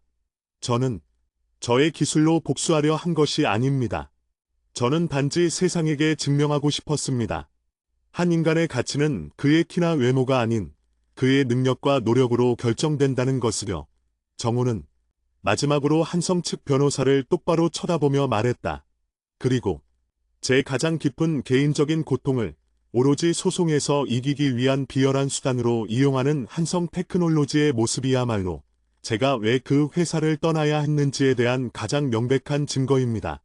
제가 개발한 프론티어는 그런 비열한 방식이 아닌 순수한 기술적 열정과 존엄성을 지키기 위한 투쟁의 산물입니다. 법정 안은 다시 한번 술렁였다. 정훈의 진심이 담긴 고백과 한성 측의 비열한 협박에 대한 정면 반박은 방청객과 기자들에게 깊은 인상을 남겼다. 재판이 끝난 후 이정훈의 이야기는 곧바로 기사화되었다. 천재 엔지니어, 기자격지심과 죽음의 고통 극복하고 대기업에 맞서다. 한성 테크놀로지, 엔지니어의 사적 고통까지 공격하는 비열함 논란 등의 헤드라인이 쏟아졌다. 정훈은 순식간에 시대의 아이콘이 되었다. 그의 솔직한 고백은 수많은 사람들의 공감을 얻었고, 특히 외모 지상주의 사회에서 소외감을 느꼈던 젊은 세대들의 폭발적인 지지를 받았다. 여론은 정훈에게 압도적으로 기울었다. 한성 테크놀로지는 비열한 협박과 구시대적인 경영 방식으로 인해 기업 이미지가 심각하게 실추되었다. CTO는 정훈에게 압도적인 존재감을 요구했던 그 발언이 다시 회자되며 대중의 문매를 맞았다. 소송은 정훈에게 유리하게 흘러갔다. 정훈이 제시한 기술적 증거와 민우 선배를 비롯한 동료들의 증언, 그리고 결정적으로 한성 측의 비열한 협박 시도가 정훈의 편을 들어주었다. 결국 법원은 정훈의 손을 들어주었다. 프론티어 모듈은 정훈의 개인 기술로 인정되었으며 한성 테크놀로지는 정훈에게 정신적 피해 보상까지 지급해야 했다.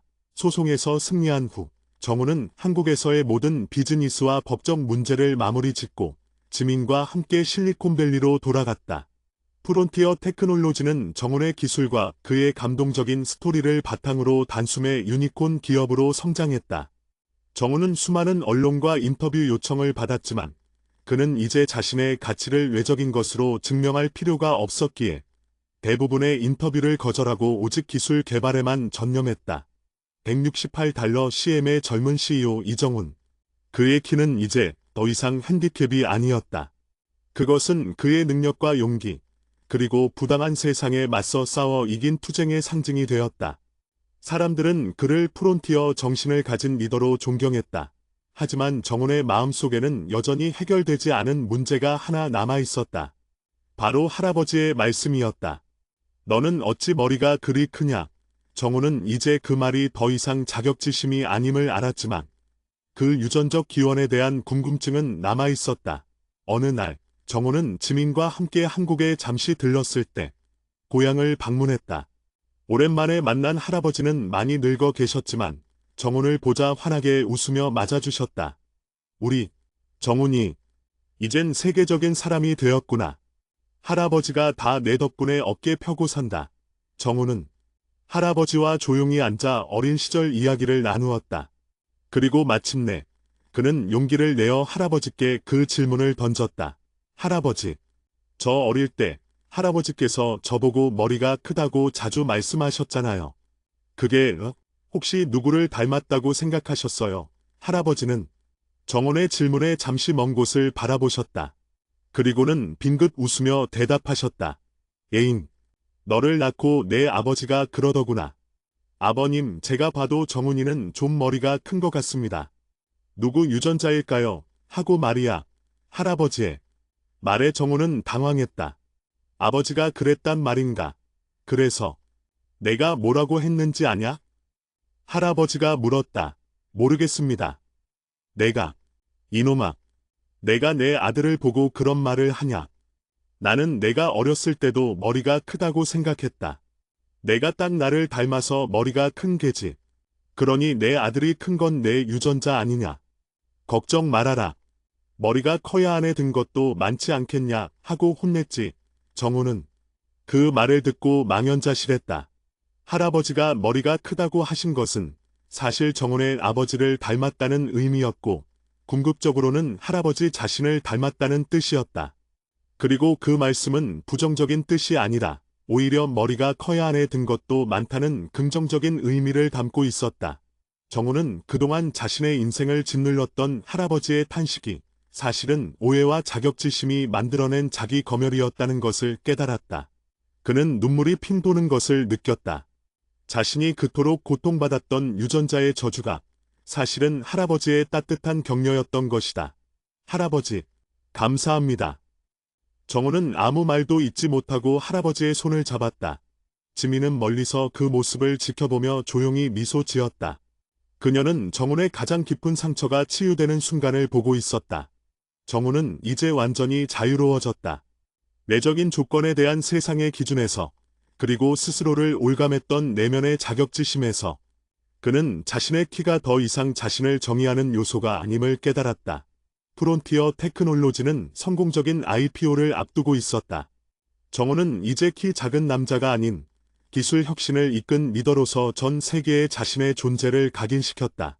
그의 다음 목표는 프론티어 기술을 이용해 소외된 지역의 교육 격차를 해소하는 데 기여하는 것이었다. 그의 옆에는 항상 그의 비전을 이해하고 지지하는 지민이 있었다. 프론티어 테크놀로지의 성공적인 기업 공개, IPO는 이정훈을 명실상부한 글로벌 기술 리더로 만들었다. 그의 나이 30.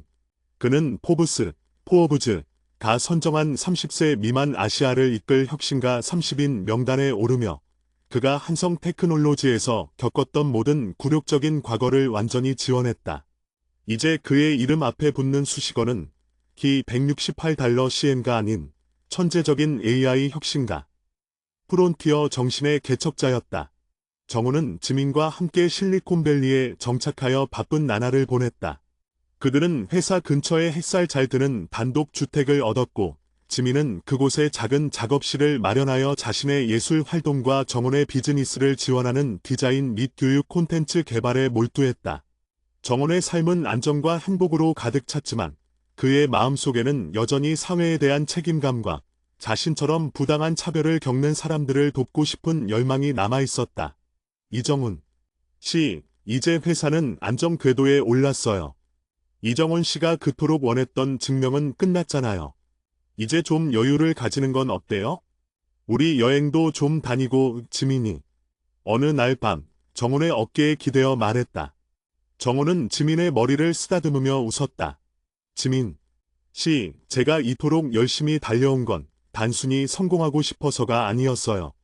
제가 겪었던 고통이 헛되지 않도록 그 고통을 통해 얻은 깨달음으로 세상을 조금이라도 바꾸고 싶어서였어요. 이제부터가 진짜 시작이라고 생각합니다. 정훈이 구상하고 있는 다음 프로젝트는 그의 개인적인 경험에서 비롯된 것이었다. 프론티어 모듈의 초경량, 초고속 AI 연산 능력을 활용하여 교육 인프라가 부족한 저개발 국가나 국내의 소외 지역의 고품질의 맞춤형 AI 교육 시스템을 보급하는 것이었다. 그는 이 프로젝트에 휴먼 프론티어라는 이름을 붙였다.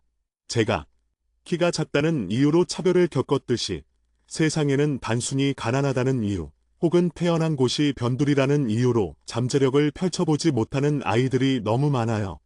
휴먼 프론티어는 그들에게 평등한 기회를 제공하는 저의 답장이 될 겁니다. 지민은 정훈의 비전에 깊이 공감했다. 그녀는 자신의 예술적 재능을 활용하여 교육 콘텐츠의 시각적 디자인과 사용자 친화적인 인터페이스 개발을 맡았다. 그의 새로운 프로젝트는 단순한 비즈니스를 넘어 그들의 삶의 가치를 실현하는 공동의 목표가 되었다. 휴먼 프론티어 프로젝트는 곧 언론의 큰 관심을 받았다. 정훈은 더 이상 도망치거나 숨지 않았다. 그는 공식 석상에서 자신의 과거와 키 때문에 겪었던 고통을 솔직하게 이야기하며 내적인 차별이 아닌 내적인 능력으로 세상을 평가해야 한다고 역설했다. 저는 한때 저의 키가 $168CM라는 사실이 저의 모든 가치를 부정한다고 생각했습니다. 하지만 저는 깨달았습니다. 저를 평가하는 잣대는 제가 가진 몸의 크기가 아니라 제 두뇌와 열정의 크기라는 것을요. 모든 인간은 자신의 잠재력을 펼칠 기회를 평등하게 부여받아야 합니다. 정훈의 연소는 전 세계적으로 큰 반향을 일으켰고 휴먼 프론티어 프로젝트에는 수많은 자원봉사자와 투자자들이 참여를 자원했다. 그들의 성공에도 불구하고 정훈과 한성 테크놀로지 사이에는 여전히 앙금이 남아있었다. 특히 CTO는 정훈의 성공을 인정하지 못하고 정훈의 이름만 들어도 경노했다. 그러던 어느 날 민우 선배가 정훈에게 조심스럽게 연락을 해왔다. 정훈아, 회사에 좀 안 좋은 일이 생겼어. 내가 개발했던 핵심 프로젝트 모듈에 심각한 버그가 발견됐어. 대회 발표를 맡았던 민혁이가 책임 추궁을 당하고 있고 CTO님도 위기에 몰리셨어. 정우는 놀랐다. 민혁은 정훈의 기술을 들고 대외 활동을 했던 동기였고 그 때문에 정우는 큰 굴욕감을 느꼈었다. 하지만 정우는 이미 모든 것을 극복했기에 민혁에게 개인적인 악감정은 남아있지 않았다. 무슨 버그인데요, 선배? 제가 분명히 안전장치를 다 해뒀을 텐데요.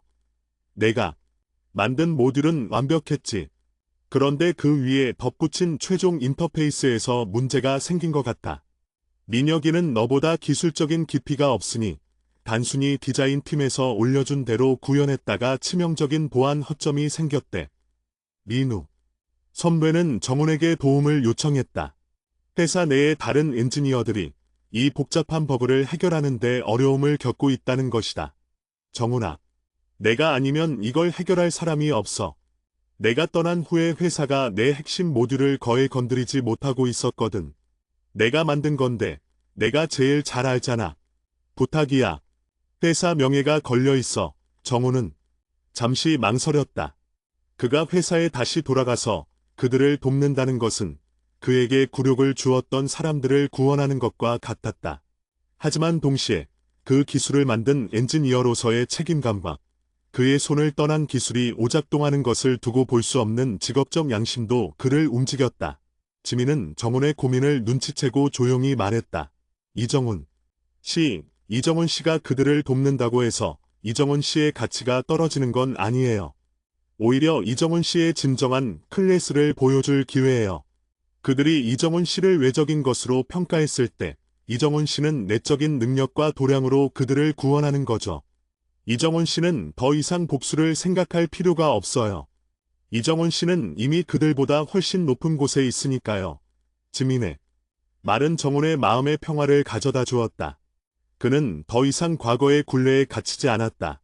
알겠습니다. 선배. 제가 한국으로 들어가서 상황을 살펴보겠습니다. 하지만 저를 구원자로 생각하지 마세요. 저는 엔지니어로서 제 기술의 완성도를 지키려는 것뿐입니다. 정우는 짧은 일정으로 한국을 방문했다. 민우 선배의 안내로 그는 오랜만에 한성 테크놀로지의 연구실에 들어섰다. 연구실은 버그 때문에 혼란에 빠져 있었다. 엔지니어들은 지쳐 있었고 분위기는 침체되어 있었다. 정훈이 나타나자 모두가 놀랐다. 특히 민혁은 정훈을 보자마자 고개를 숙였다. 정훈아, 미안하다. 내가 만든 완벽한 기술을 내가 망쳤어. 내 자리를 차지하려고 했던 것도 정말 미안하다. 민혁은 키가 183달러 CM의 훤칠한 외모를 가졌지만 지금은 그 누구보다 초라하고 위축되어 있었다. 정훈은 그에게서 과거의 자신의 모습을 보았다. 내적인 조건이 아닌 능력의 부족 때문에 좌절하는 모습. 민혁 씨, 사과할 필요 없습니다. 지금은 버그를 잡는 것이 중요합니다. 상황을 설명해 주시겠어요? 정훈은 냉정하게 대답했다. 정훈은 며칠 밤낮으로 버그 분석에 몰두했다. 그의 예상대로 문제는 정훈의 핵심 모듈이 아닌 그 위에 덧붙여진 보안 관련 인터페이스의 설계 오류였다. 정훈은 이 문제를 해결할 수 있는 패치 코드를 단 며칠 만에 완성했다. 그의 천재적인 문제 해결 능력은 여전히 빛났다.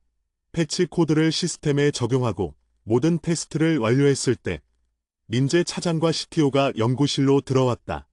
CTO는 정훈을 보자마자 얼굴이 굳어졌다. 이정훈, 자네가 왜 여기에 있나? 회사의 기밀을 빼가려는 것 아닌가? CTO의 날카로운 목소리는 여전했다. 정훈은 침착하게 돌아섰다.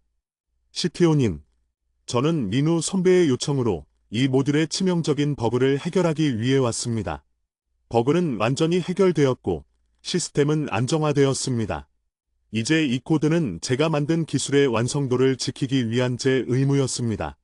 정훈은 CTO의 눈을 똑바로 쳐다보았다. 168달러 CM의 정훈이 185달러 CM의 CTO를 올려다보는 상황이었지만 정훈의 눈빛은 압도적이었다. 저는 이 기술을 이 회사에 기부하겠습니다. 어떠한 대가도 받지 않겠습니다. 하지만 이 회사는 제가 떠난 후에도 여전히 인간의 능력이 아닌 인간의 외적인 조건으로 사람을 평가하고 비열한 수단으로 사람을 공격했습니다. 저는 이 회사가 진정으로 혁신하고 싶다면 기술 이전에 인간을 존중하는 문화부터 혁신해야 한다고 생각합니다. 정훈의 말은 법정에서의 고백만큼이나 강렬했다.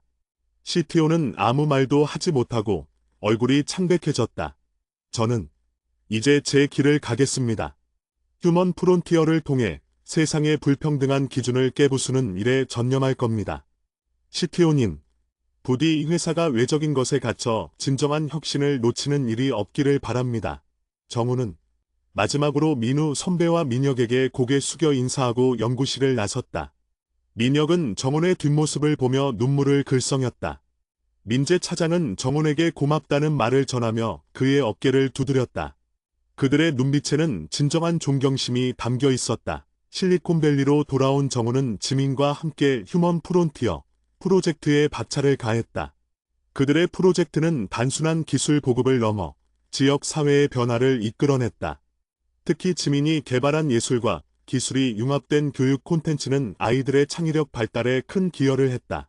정훈은 이제 자신의 삶의 목표가 돈이나 명예가 아닌 세상에 긍정적인 영향을 미치는 것임을 깨달았다. 그는 더 이상 자신의 키를 의식하지 않았다. 오히려 168달러 CM의 키는 그에게 자격지심을 극복하고 세상을 바꾼 리더라는 강력한 스토리를 만들어주는 원동력이 되었다. 정훈은 어느 날 지민에게 정식으로 프러포즈했다. 그들이 처음 만났던 와인바와 비슷한 분위기에 실리콘밸리 근처의 작은 레스토랑이었다. 지민 씨, 제가 가장 힘들었을 때 지민 씨는 저를 키 168달러 CM에 위축된 남자가 아닌 천재적인 두뇌를 가진 사람으로 봐주었습니다. 지민 씨는 저에게 제 능력을 증명할 용기를 주었고 제가 이 세상에서 다시 일어설 수 있는 버팀목이 되어주었습니다. 정훈은 떨리는 목소리로 반지를 건넸다. 저와 함께 휴먼 프론티어를 완성해 주세요. 그리고 제 남은 인생을 함께해 주세요. 이제 저는 더 이상 제가 가진 외적인 것을 걱정하지 않습니다. 제가 가진 모든 것, 저의 능력, 저의 사랑, 그리고 저의 168달러 CM의 키까지 지민 씨와 함께 나누고 싶습니다. 지민은 눈물을 글썽이며 고개를 끄덕였다. 이정훈 씨, 저는 이정훈 씨의 능력과 그릇, 그리고 무엇보다 이정훈 씨의 따뜻한 마음을 사랑합니다. 저는 항상 이정훈 씨의 가장 든든한 동반자가 될 거예요. 평생 함께해요. 그들의 결혼식은 소박했지만 의미 있는 장소에서 진행되었다. 바로 휴먼 프론티어 프로젝트의 첫 결실이 맺어진 캘리포니아의 한 소의 지역 학교였다. 정훈과 지민은 그곳 아이들의 축하 속에서 결혼 서약을 했다. 결혼 후 정훈은 지민과 함께 전 세계를 돌아다니며 휴먼 프론티어 프로젝트를 확장해 나갔다. 그들은 한국의 소외 지역에도 프로젝트를 도입했고 정훈은 오랜만에 민우 선배와 재회했다. 민우 선배는 회사를 나와 정훈의 재단에 합류하여 정훈을 돕는 든든한 동반자가 되었다. 정훈아, 내가 이룬 걸 봐라. 내가 이 세상을 바꾼 거야. 내가 너의 168달러 CM을 지키는 보디가드가 되어주마. 민우 선배는 웃으며 말했다. 정훈은 이제 그 농담에도 유쾌하게 웃을 수 있었다. 그의 168달러 CM는 이제 그의 스토리를 완성하는 자랑스러운 일부였다. 그는 더 이상 스스로를 작게 느끼지 않았다. 정훈은 한성 테크놀로지에서의 CTO와의 마지막 만남을 통해 진정한 리더십과 가치관이 무엇인지 깨달았다. 내적인 기준에 갇힌 권위는 쉽게 무너질 수 있지만 능력과 인간적 존엄성으로 쌓아 올린 가치는 그 누구도 훼손할 수 없다는 것을.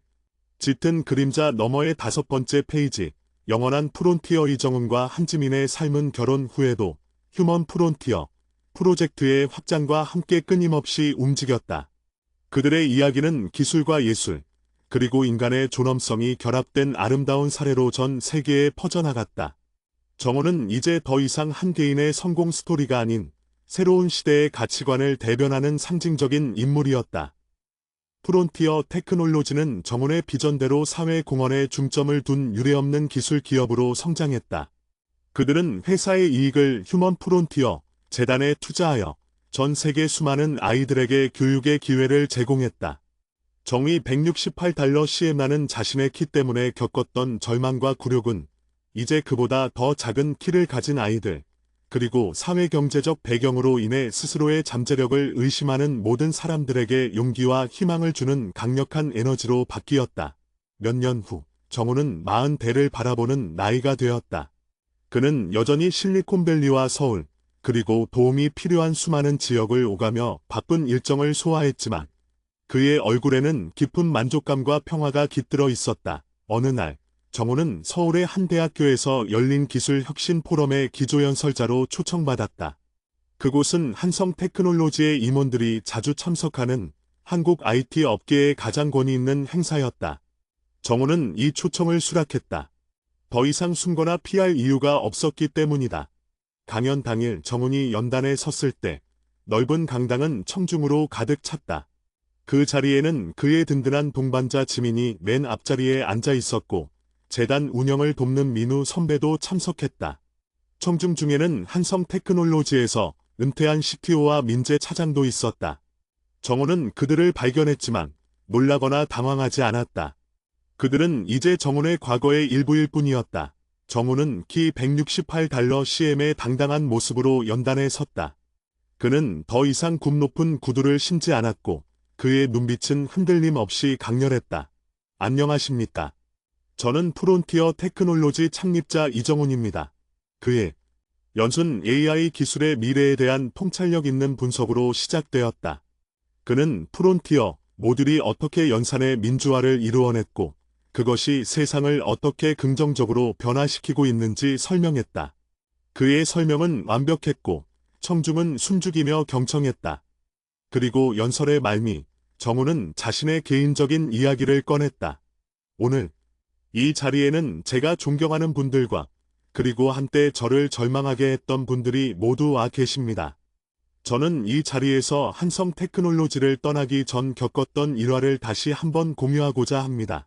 정우는 청주의 술렁임 속에서 과거 CTO가 자신에게 했던 말을 그대로 전했다. 이정훈, 책임. 당신의 능력은 완벽하지만 대외적인 압도적인 존재감이 부족합니다. 그래서 당신의 기술은 다른 사람에게 넘겨야 합니다. 정우는 잠시 멈추었다. 강당 안에는 무거운 침묵이 흘렀다.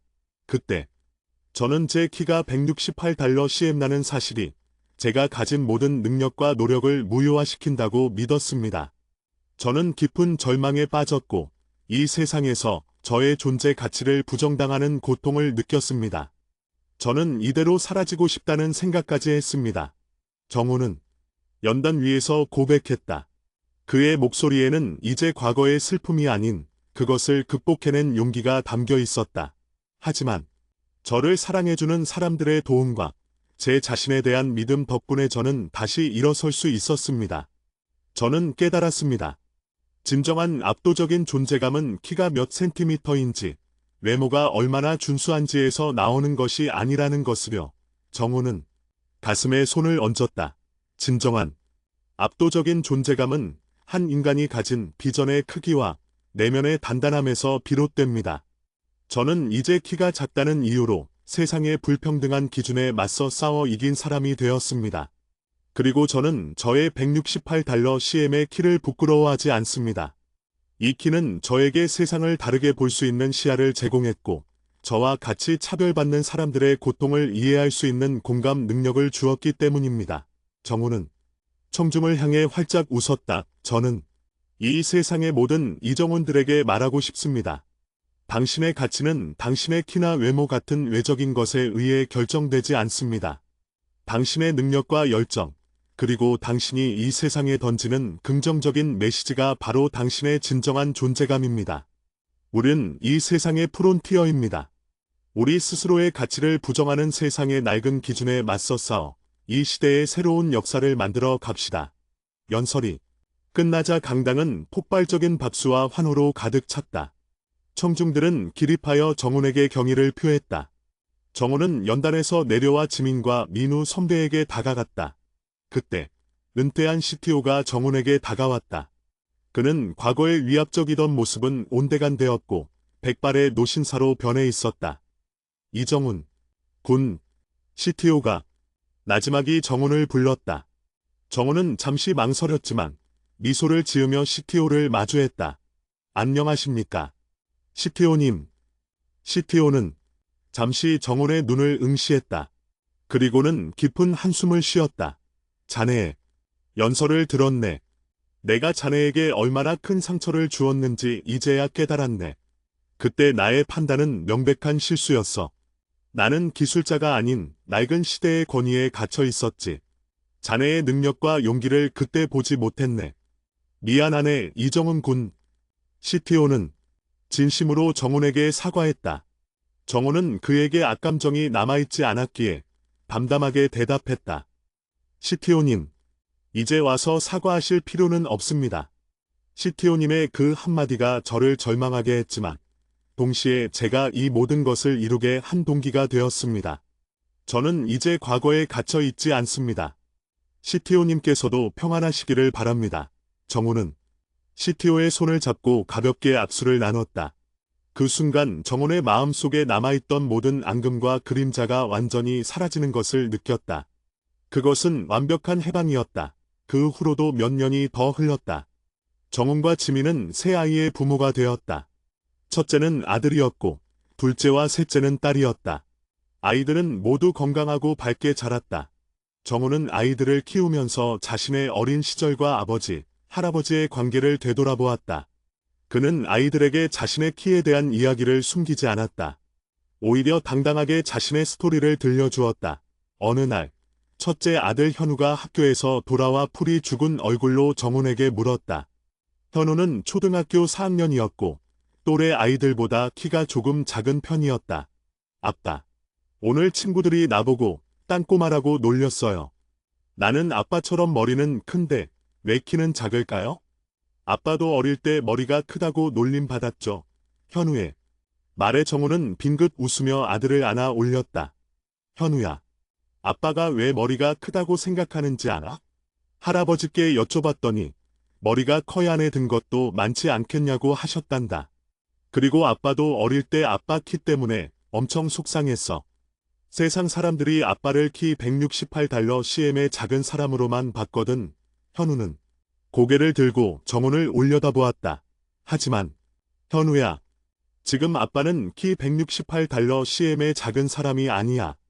아빠는 전 세계 아이들에게 교육의 기회를 제공하는 휴먼 프론티어 재단의 리더 이정훈이야. 사람들이 아빠를 볼 때 더 이상 아빠의 키를 보지 않아. 아빠가 이 세상에 어떤 선한 영향력을 주고 있는지를 보지. 정훈은 아들의 눈을 바라보며 말했다. 현우야, 너의 키는 너를 정의하지 않아. 너의 가치는 너의 마음 속에 있는 용기, 그리고 너의 머릿속에 있는 비전으로 결정되는 거야. 만약 내가 세상의 낡은 기준에 좌절한다면 아빠처럼 내 능력으로 그 기준을 깨부수면 돼. 아빠는 내가 이 세상의 모든 기준에 맞설 수 있는 프론티어가 될 거라고 믿는다. 현우는 아빠의 품에 안겨 고개를 끄덕였다. 그의 얼굴에는 다시 밝은 미소가 피어났다. 그날 저녁, 정훈은 서재에서 오래된 일기장을 꺼내 보았다. 키 때문에 절망하고 죽음까지 생각했던 그 시절의 기록. 그는 이제 그 일기장을 찢어버릴 필요가 없었다. 그것은 그의 과거이자 그를 오늘의 이정훈으로 만들어준 소중한 기록이었기 때문이다.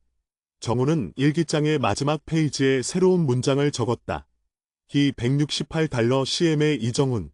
나는 세상의 모든 기준에 굴복하지 않고 나의 능력과 비전으로 새로운 가치를 창조했다. 나의 작은 키는 나의 가장 강력한 스토리텔링이 되었다. 나는 영원한 프론티어다. 그는 펜을 내려놓고 창밖을 바라보았다. 실리콘밸리의 밤하늘은 별들로 가득 차 있었다.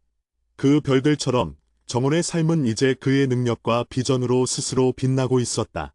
그의 옆에는 그를 믿어주고 지지해준 지민이 있었고 그의 발자취를 따라 세상을 바라볼 아이들이 있었다. 그의 삶의 그림자는 완전히 거치고 밝고 희망찬 빛만이 가득했다.